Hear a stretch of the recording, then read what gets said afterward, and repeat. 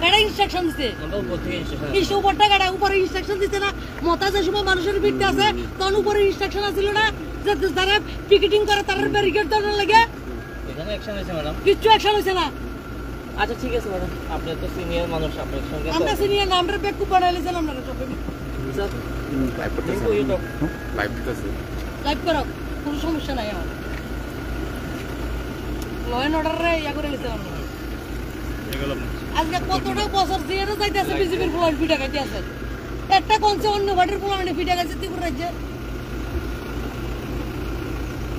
সব বিজেপির ফুলার ফিটা খাইতে আছে। আর ল এন্ড অর্ডার আমরা শিখান। যারা ফিরতে হয়েছে তারা ল এন্ড অর্ডার শিখাইছেন নি? ব্যারিকেড তারা নাহলে গাড়ি চালা টাকি টাকি তোরা মারে, গুলি করে তোরা মারে। ম্যাডাম তো গাড়িতে আছে, এখানে করছেন তো ম্যাডাম আমারও তো একটু অ্যানয়েড আছে, তো বললাম কোন দিকে যাইবো, তো ম্যাডাম তো কিছু কয় না, তো ব্যারিকেড আছে অ্যারেস্ট করে নেন। ঠিক আছে স্যার। ম্যাডাম তো ভালো তো বলতেছে, ম্যাডাম তো আমাদের চিনে হতো একজনও আছে।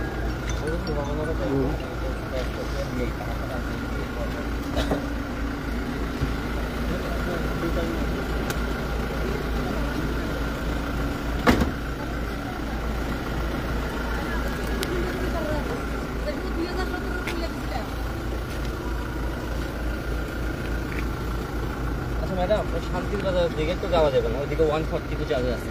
সারা ত্রিপুরার 140 বছর। ম্যাডাম শান্তির বাজারে 140 করে আছে।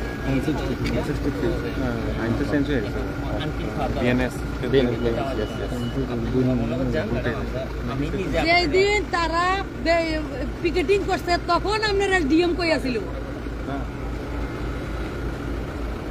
কই আছিলেন আপনারা জানেন না? আপনারা পুলিশ ফ্রেন্ড নাই?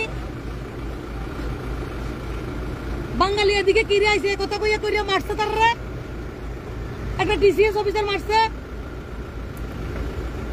কয়জন অ্যারেস্ট করছেন?